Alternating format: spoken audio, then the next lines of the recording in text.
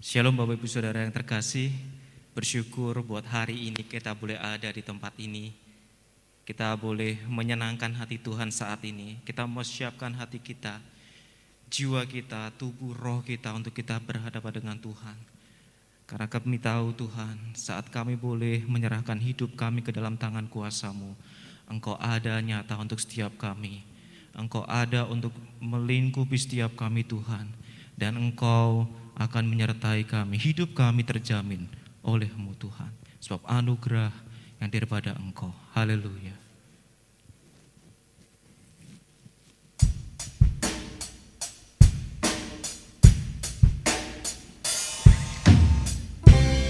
Mari Bapak Ibu Saudara yang di rumah, kita boleh memuji nama Tuhan dengan segenap hati kita. Biarlah nama Tuhan disukakan, nama Tuhan dipermuliakan. Haleluya.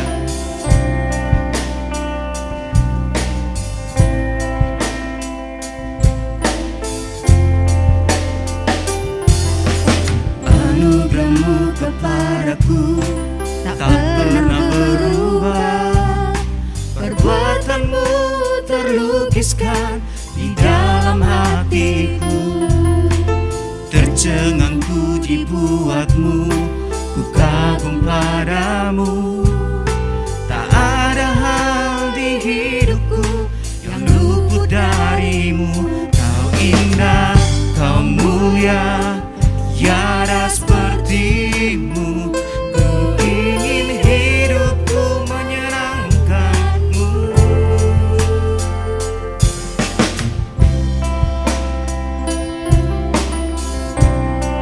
Terima kasih Tuhan. Terima kasih Yesus. Kau terawal dan terakhir, pencipta segalanya. Seluruh bintang pun bersinar oleh ucapan-Mu. Engkau pun mengasihiku, penulis hidupku. Tak henti segenap nafasku menyembah-Mu selalu. Puji, ku sembah, tiada seperti-Mu. Ku ingin hidupku menyenangkan-Mu. Segala puji, segala hormat, segenap hatiku menyembah-Mu. Terimalah segenap hidupku sebagai persembahan yang hidup. Segala puji, segala hormat, segenap hatiku menyembah-Mu. Terimalah segenap hidupku sebagai persembahan yang hidup. Bukan kehendak-Ku, namun kehendak-Mu. Hidupku bagi-Mu. Kau indah, Kau mulia, ku ingin hidup menyenangkan-Mu.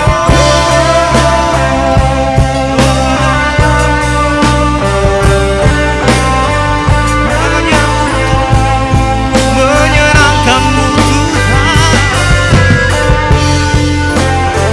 Oh haleluya. Sebab hidupku hanya untuk-Mu Tuhan.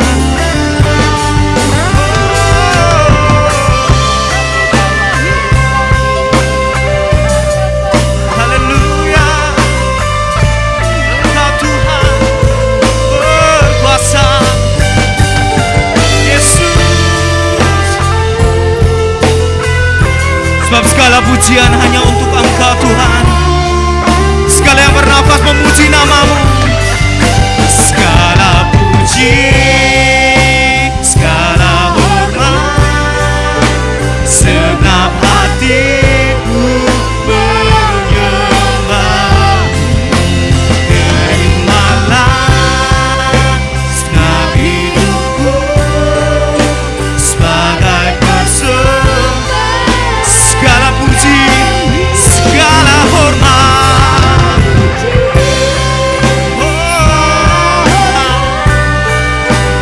segenap hatiku.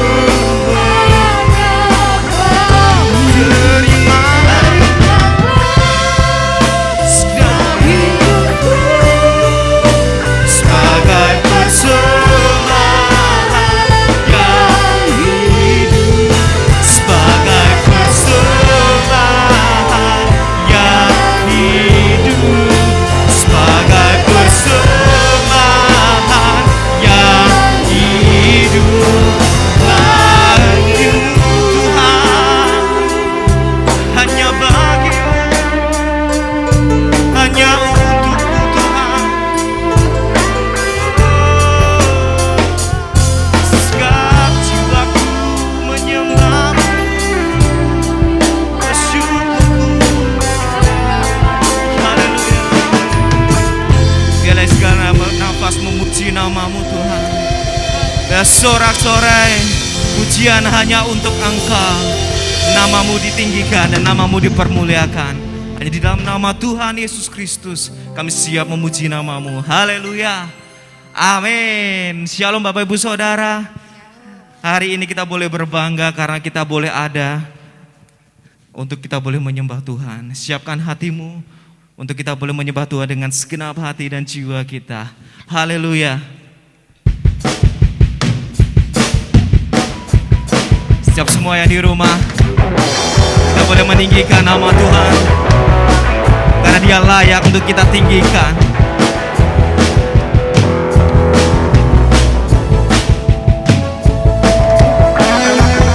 Pujilah namamu Tuhan,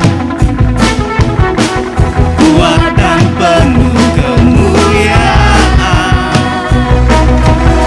Satu suara kami nyatakan, kebesaran-Mu tetap selamanya. Terpujilah namamu Tuhan, ajaib dan penuh keagungan. Satu hati nyatakan, kebesaran-Mu kekal selamanya.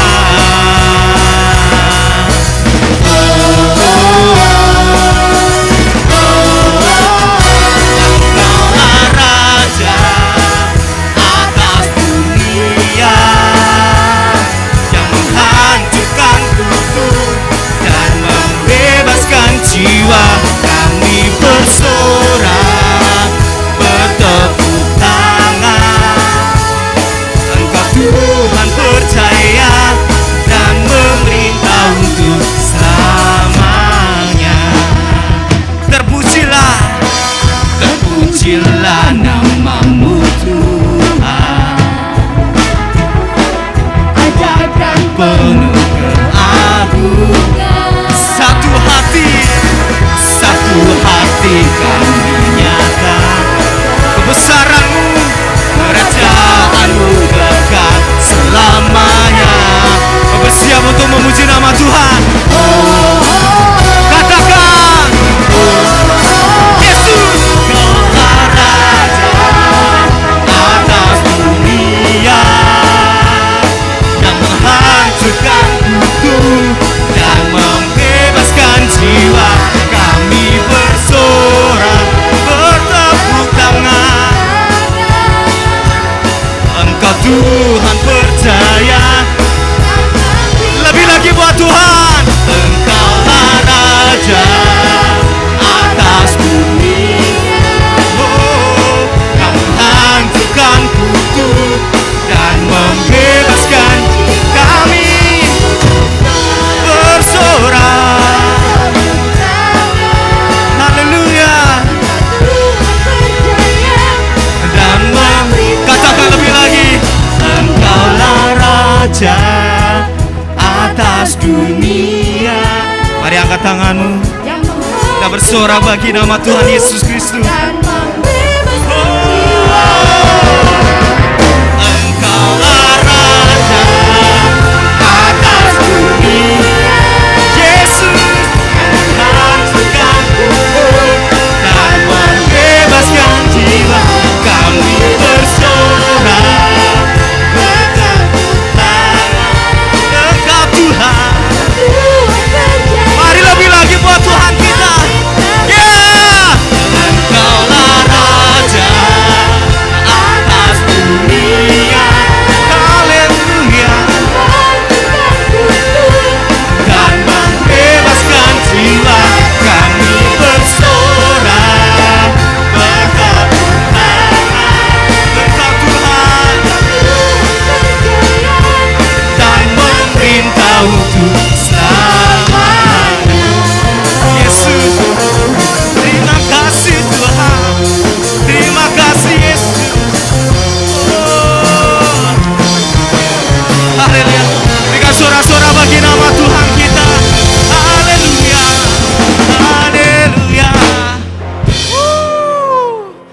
boleh datang ke hadirat-Mu Tuhan dengan penuh sukacita, karena Engkau Allah yang baik untuk setiap kami. Amin.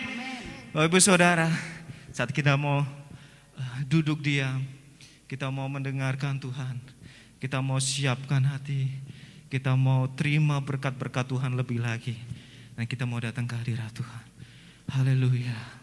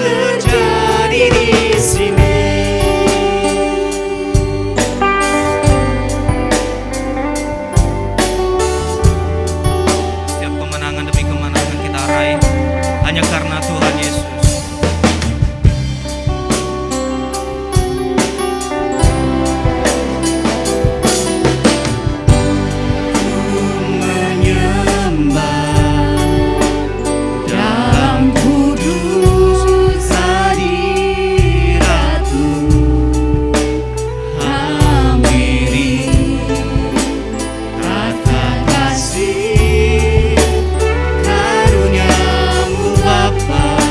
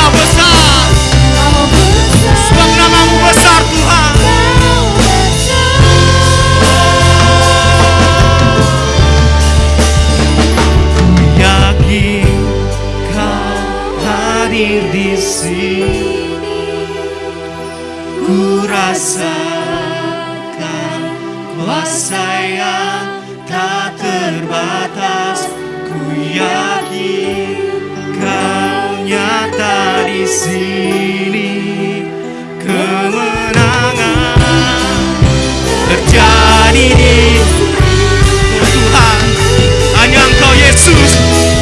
Oh, yakin Kau hadir di kuasa-Mu, kuasa yang tak terbatas. Yakin Tuhan, kemenangan terjadi di sini Tuhan. Yakin Engkau dengan segenap hatimu, dengan kepercayaanmu, angkat suaramu dan sembah Tuhan. Tak terbatas, yakin Kau nyata di sini.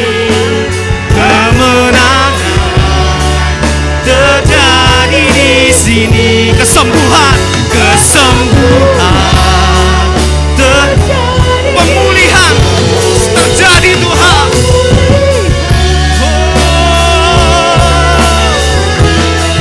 Terjadi di sini. Haleluya. Kiara basyara rara baba.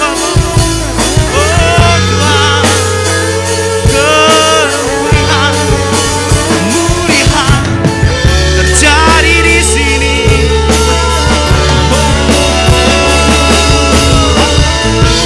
Oh Tuhan, terima kasih Tuhan, terima kasih Tuhan. Yesus.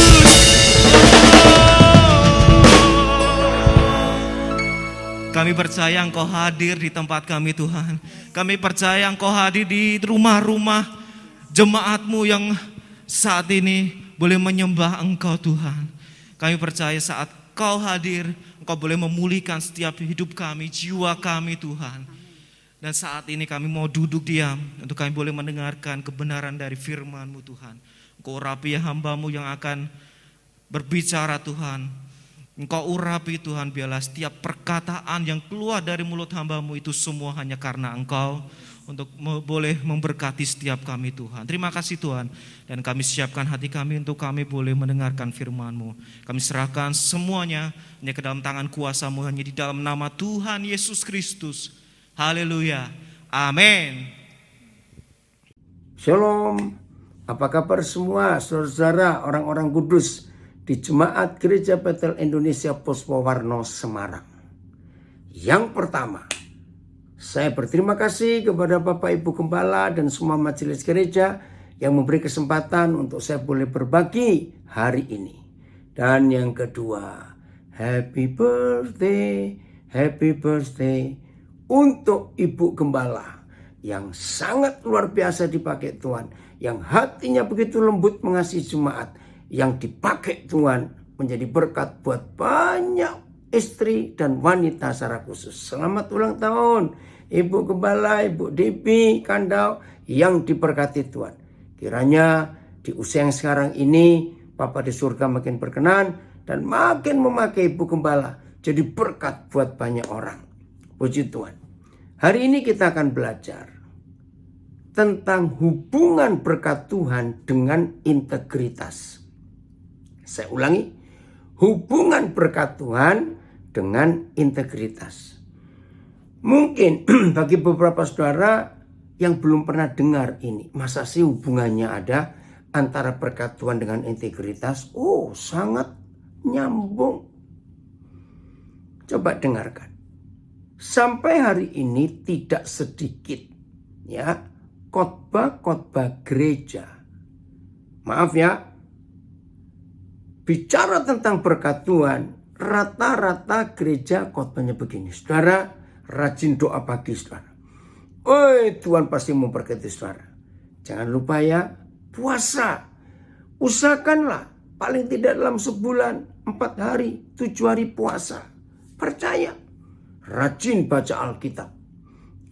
Pasti berkat Tuhan itu nyata. Maaf, hari ini kita harus meralat habis-habisan konsep berkat Tuhan dengan aktivitas rohani kita. Bahkan ada moto yang begitu banyak disampaikan di mimbar-mimbar gereja. Banyak berdoa, banyak berkat. Kurang berdoa, kurang berkat. Sedikit berdoa, sedikit berkat. Maaf, hari ini kita harus meralat total. Loh kok bisa? Berkat Tuhan itu tidak ditentukan oleh aktivitas rohani kita. Doa pagi rajin, doa sehari 6 jam, hafal ayat Alkitab, ikut kelompok baca ayat Alkitab tiap hari, doa puasa, memberi persembahan, rajin ibadah, melayani Tuhan. Maaf, Papa di surga tidak bisa kita suap. Maaf ya, Papa di surga tidak bisa kita suap dengan aktivitas rohani kita. Lihat selama pandemi COVID-19, berapa lama gereja tidak boleh ada ibadah karena virus ini. Nah, di situ tidak terlihat bagaimana aktivitas keagamaan kita, ritual keagamaan kita tidak lihat. Karena nggak boleh, kita di rumah masing-masing. Maka itu selama pandemik ini kita itu ibadah hanya dengan Tuhan secara pribadi. Dan yang nonton kita diri kita sendiri. Karena kita ibadah di depan HP. Betul tidak? Lalu bagaimana dong berkat Tuhan? Dengarkan pertanyaan saya. Saya percaya semua saudara jawabannya iya. Siapa yang percaya? Selama kita hidup taat kepada Tuhan. Selama kita hidup menuruti perintah-perintah Papa. Selama kita hidup seperti yang tertulis di Yosua 1 ayat 8 dan 9. Tidak menyimpang ke kanan atau ke kiri. Tidak menyimpang. Lurus di jalan firman. Memperkatakan firman itu siang dan malam. Dan merenungkan firman itu. Coba jawab pertanyaan saya. Kalau saudara dan saya hidup seperti itu, taat, nurut, hidup kudus, hidup benar, percaya enggak? Tanpa banyak doa, berkat pasti turun di hidup kita. Betul? Maka itu saya balik. Jangan-jangan orang yang doanya panjang-panjang itu enggak yakin bahwa dirinya benar. Maaf ya, jangan marah. Coba kita lihat sekarang. Mazmur 139 ayat 4. Aduh, saya tuh kalau membaca firman ini, saya tertawa betul. Mazmur 139 ayat yang keempat. Tuhan berkata begini. Sebelum lidah kita mengeluarkan kata-kata kita, sesungguhnya Yahweh Tuhan Bapa di surga sudah tahu apa yang kita mau ucapkan.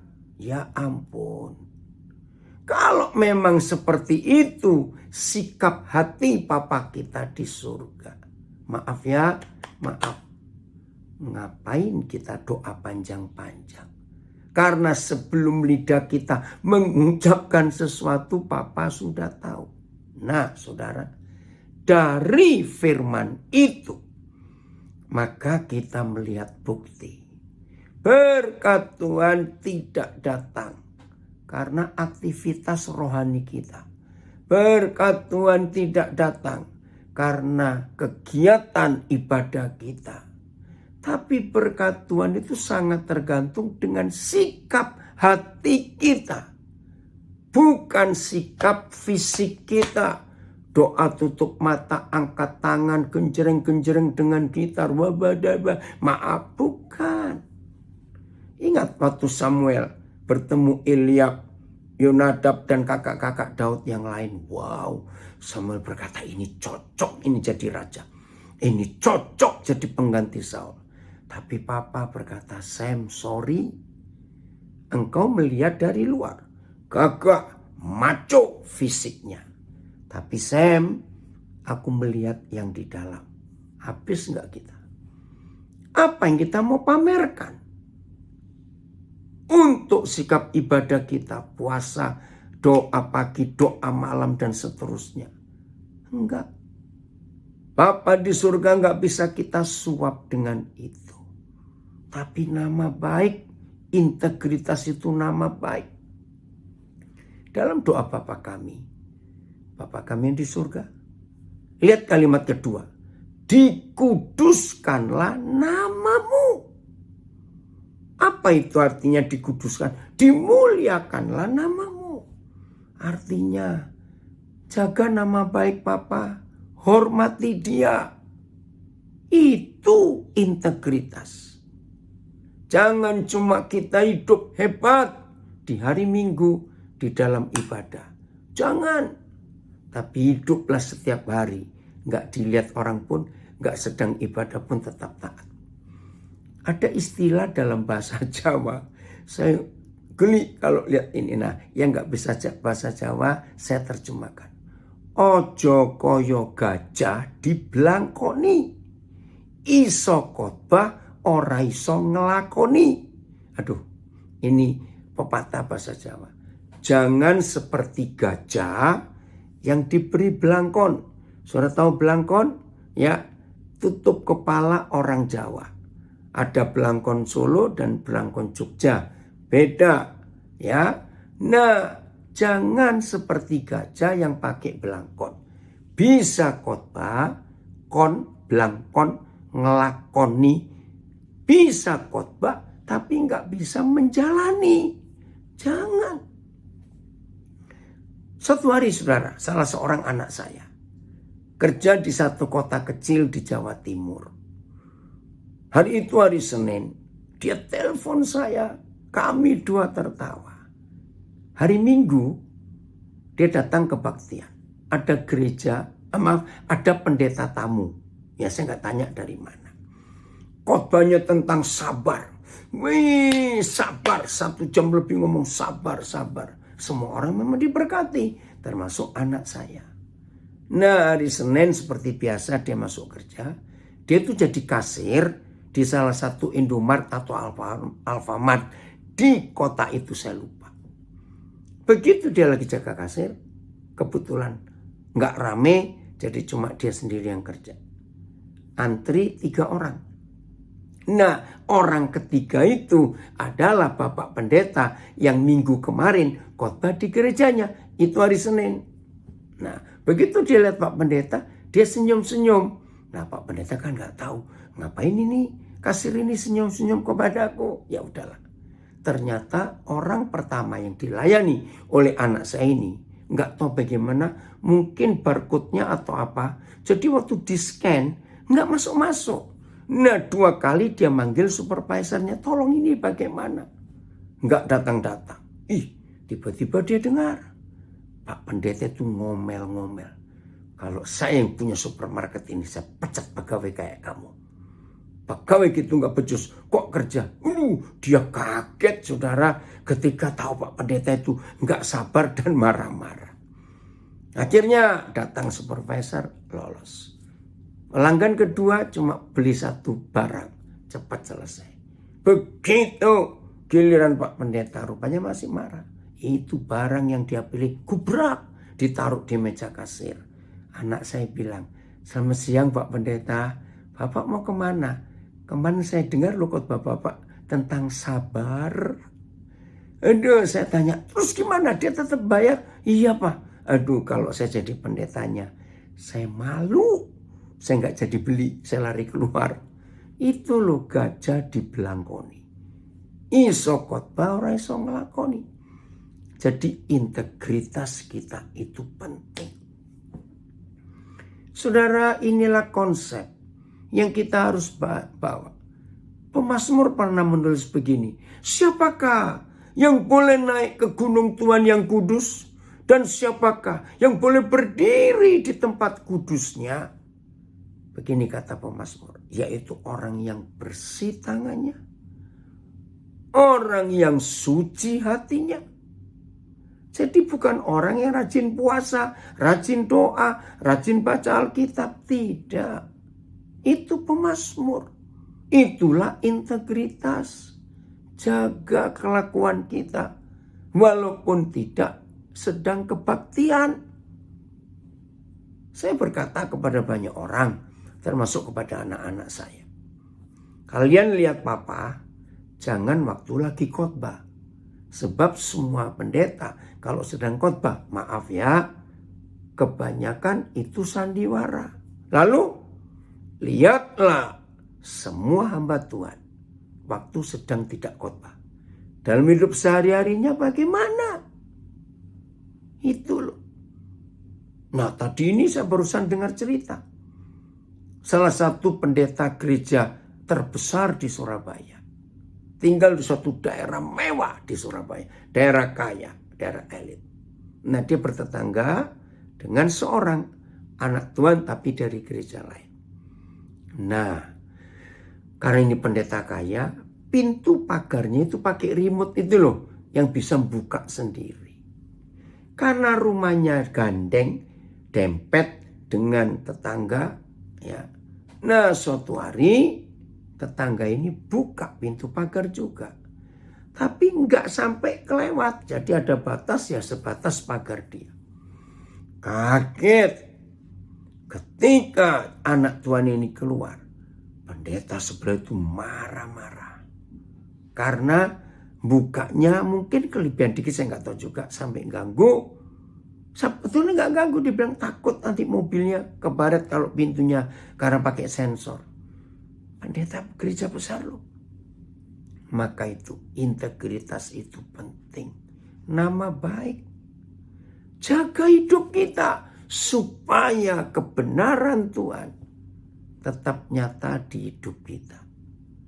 Saudara, tahun 78 sampai 81. Ya, saya ikut istilah dulu Bible Study.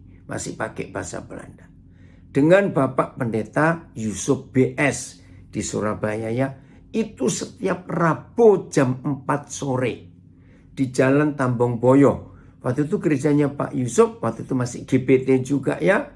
Belum di Taman Simpang 12A. Gereja besar. Masih kecil. Di pinggir kali. Ya, di daerah Jalan Tambong Boyo. Dekat Jalan Pacar Keling. Ya. Nah, saudara, setiap Rabu saya ikut. Salah satu pelajaran yang saya ingat sampai hari ini. Untuk mengenali seorang gembala, seorang hamba Tuhan, jangan dinilai dari khotbahnya. 1, lihat anak-anaknya.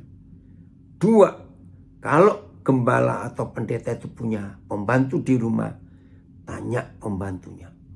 Nah, waktu itu saya masih cukup muda, tahun 78. 3 tahun saya ikut belajar di gereja Pak Yusuf BS ini. Saya pikir kenapa lihat anaknya, kenapa lihat pembantunya. Lihat aja mereka. Apakah anak-anaknya dan pembantunya mau dengar khotbahnya atau tidak? Kenapa begitu? Begitu Pak Yusuf BS menjelaskan. Hanya ada 1 di antara 2. Alasan anak hamba Tuhan tidak mau dengar khotbah bapaknya sendiri. 1, kalau khotbahnya sama semua, ya, dari asal sudah siapkan khotbah sampai anaknya hafal. Oh, nanti habis ini pasti papa ngomong ayat ini, habis ini pasti kesaksian itu. Maaf ya para gembala. Yang kedua, anak hamba Tuhan tidak mau mendengar khotbah bapaknya sendiri. Karena yang dikhotbahkan bapaknya tidak dilakukan di dalam rumah. Itu tadi gajah dibelangkoni. Saya ingat itu sampai hari ini.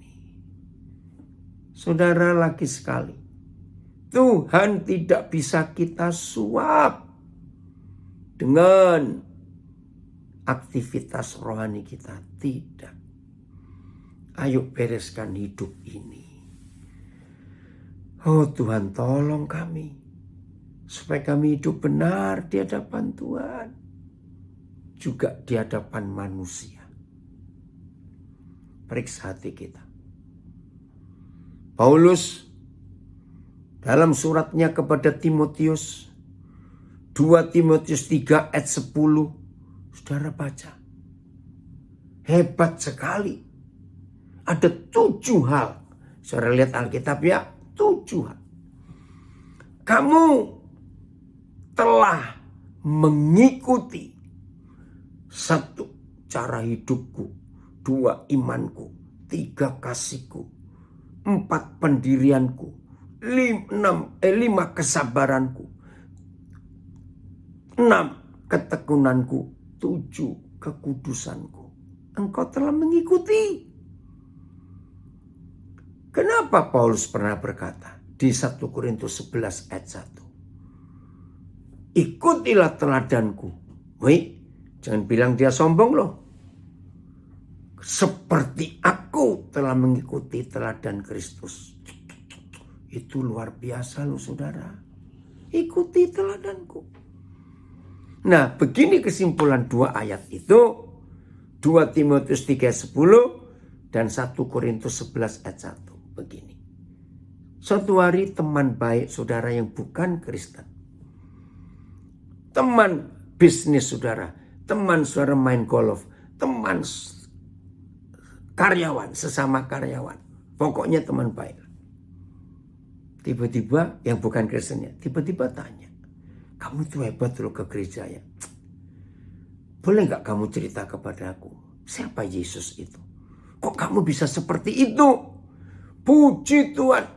Adik-adik, anak-anak, pelajar, SMP, SMA, mahasiswa, karyawan, ya, pensiunan, ibu rumah tangga, janda, duda, maaf.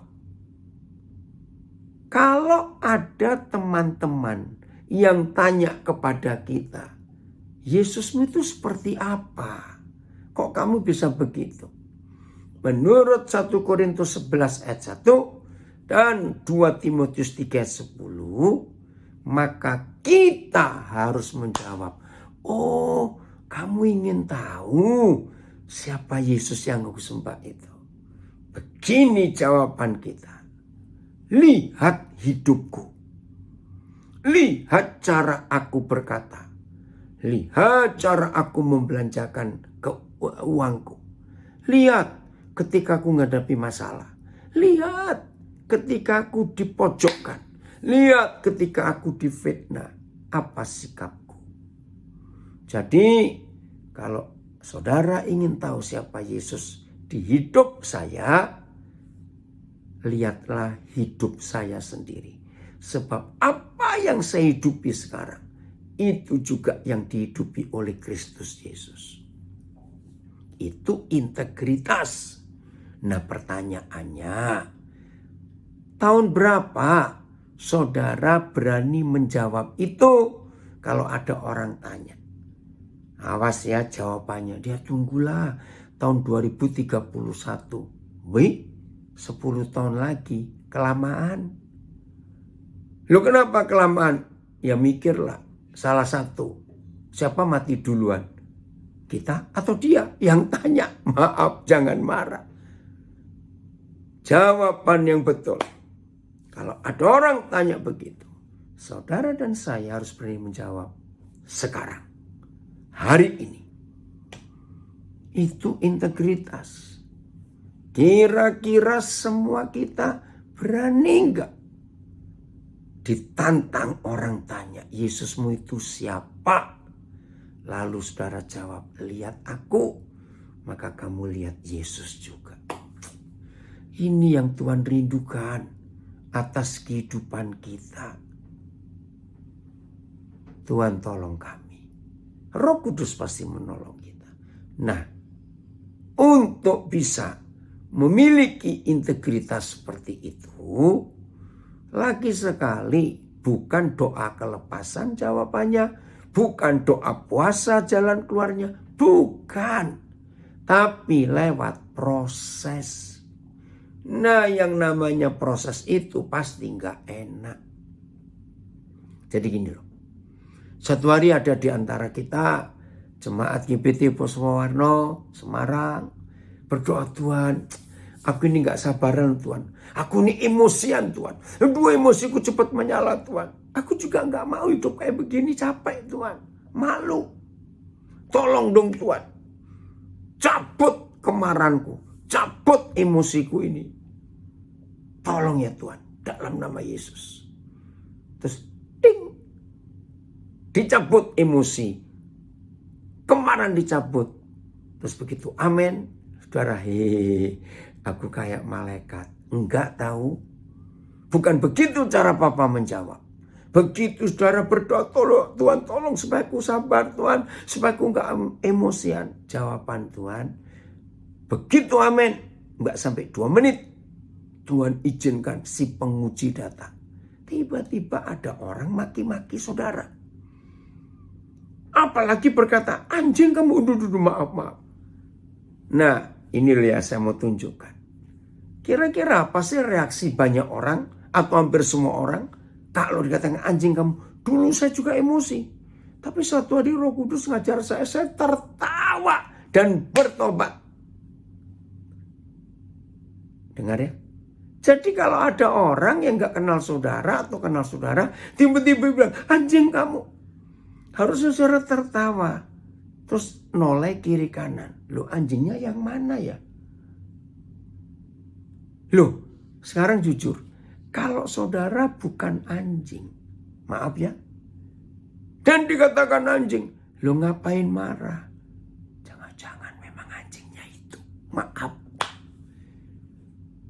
Coba lihat. Cari anjing yang lagi santai. Terus teriakin. Anjing lu. Paling dia ngelirik tuh. Gitu aja bukan. Jadi bertobat saudara. Untuk sabar itu harus ada ujian. Nah, untuk bisa punya integritas, proses. Apa musuhnya proses? Apa lawannya proses? Mujizat. Nah, ini dia. Murid Yesus yang hobinya cari mujizat. Itu namanya cari jalan pintas. Dan semua mujizat itu namanya instan. Tahu? Langsung jadi. Di dalam Kristus Yesus tidak ada instan. Semuanya harus lewat proses.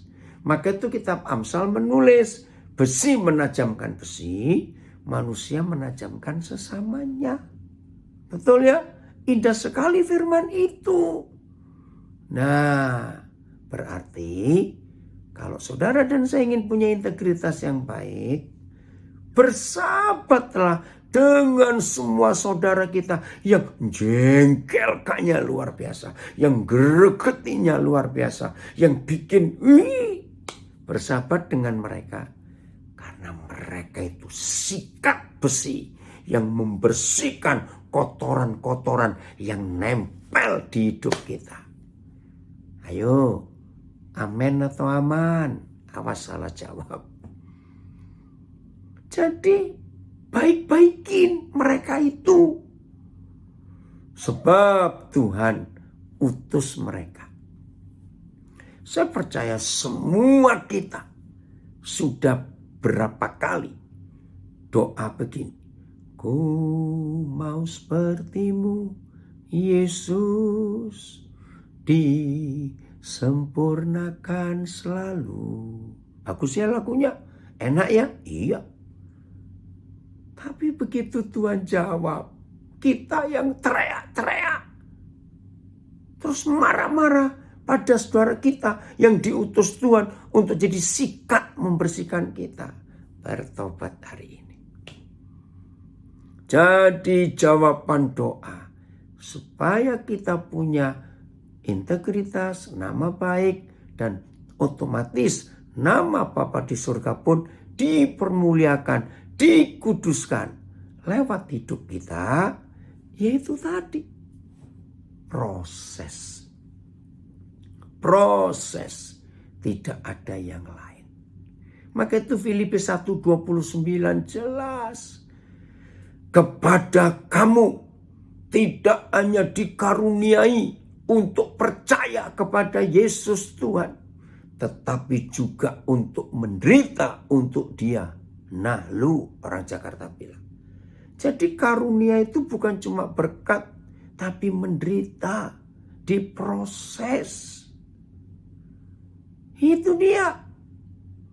Dalam 2 Korintus 12. Wih, seru itu.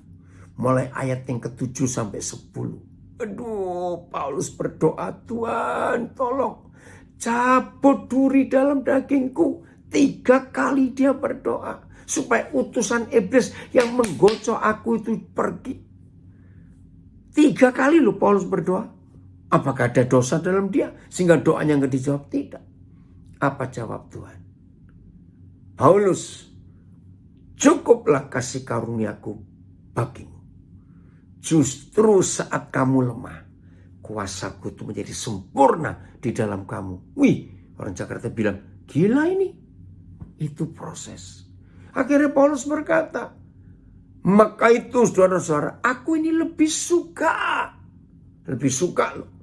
Di dalam penderitaan, di dalam aniaya, di dalam kesesakan. Baca nanti 2 Korintus 12, 7 sampai 10. Hah? Suka kok begitu? Itulah murid Yesus yang benar. Supaya integritas kita nyata. Dan kebaikan Tuhan kita rasakan setiap saat. Jadi masih suka ngomel-ngomel. Suka tersinggung. Emosian. Istilah Surabaya, nyatean. Aduh, saudara tahu nyatek itu bahasa Jawa kayak anjing. Gitu loh. Awas ada yang seperti itu. Mudah-mudahan gak ada di antara kita yang suka nyatek lagi, maaf.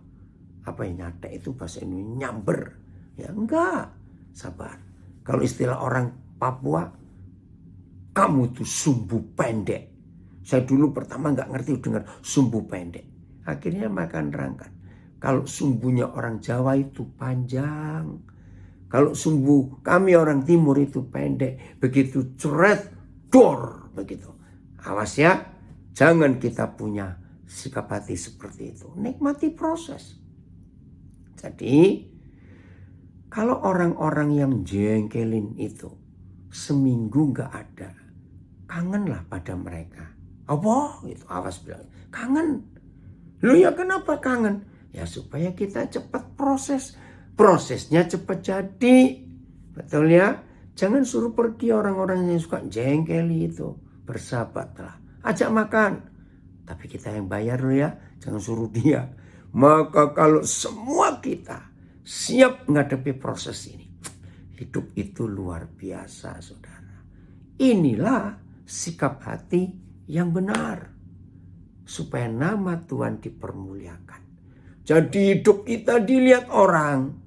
Bukan waktu kita ibadah. Bukan waktu kita berdoa. Kita duduk baca Alkitab. Orang melihat, wih rohani sekali. Bukan. Ayat terakhir. Mazmur 73 ayat 1. Tuhan Yahweh itu baik. Bukan untuk semua orang Kristen. Bukan untuk semua anak-anaknya. Tuhan itu baik, Yahweh itu baik kepada orang yang tulus hatinya dan bersih hatinya. Wih, itu integritas, itu nama baik. Tulus hati, bersih hati. Jadi hatinya gak ada kotoran sedikit pun. Hatinya itu luar biasa. Keren ya saudara? Maka itu ayo kita ubah sikap hidup kita. Ya, siap, berani berdoa. Ujilah aku Tuhan, cobalah aku Tuhan. Betul, harus berani. Bukan nantang Tuhan, bukan sombong. Karena memang seharusnya kita begitu. Kiranya Roh Kudus menolong kita untuk menjadi murid-murid Yesus yang berkenan, yang hebat seperti gurunya. Jadi anak-anak Papa yang punya integritas. Dan kemana-mana nama Papa kita dipuji-puji orang. Oh pantas ini anaknya Papa di surga. Saudara masih ingat Matius 5:48? Maaf tadi saya berkata ayat terakhir. Matius 5 ayat 48. Hendaklah kamu semua sempurna sama seperti Bapamu yang di surga adalah sempurna. Itu integritas, itu target hidup kita, goalnya. Ya, hari-hari ini sedang Piala Eropa. Mendengar kata gol itu senang sekali. Awas, jangan ada di antara kita menjadi pelaku gol bunuh diri karena kelakuan kita. Gawangnya Tuhan Yesus dijebol oleh kejahatan kita. Jangan, amit-amit jangan. Jaga nama baik Tuhan. Hiduplah yang benar. Ayo, pasti bisa. Jangan berkata enggak bisa. Mbahku itu begitu, maka itu bapakku begitu. Enggak karena mbahku begitu, bapakku begitu, maka itu aku begitu. 2 Korintus 5:17. Siapa yang di dalam Kristus, dia ciptaan baru. Yang lama sudah lalu, yang baru terbit. Yaitu terima saja. Ya, 2 Korintus 5:17. Oke, Tuhan Yesus memberkati kita semua. Lagi sekali Ibu Gembala, selamat ulang tahun. Jadi Ibu Gembala makin cantik, makin diurapi, makin disayangi anak-anak, disayangi cucu, disayangi jemaat, disayangi tetangga-tetangga. Karena ada hidup Yesus dalam Ibu Gembala. Terima kasih Pak Gembala. Tuhan Yesus memberkati. Sampai kita ketemu lagi. Haleluya.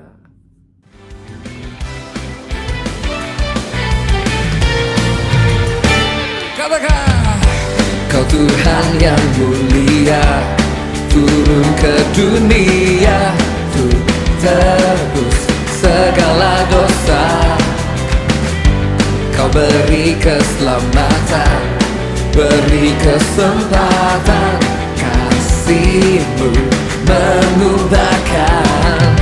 Jika ku akui semua dosaku, maka Kau adalah setia dan adil. Kau kan mengampuni dan sucikan dari segala yang jahat. Tak mau ku hidup bagi dunia ini lagi. Tak ingin kompromi, tak ingin lakukan hal yang dapat dukakan hatimu. Tak mau ku hidup di luar tutur kata firman-Mu yang telah bebaskanku. Yesus kebaikan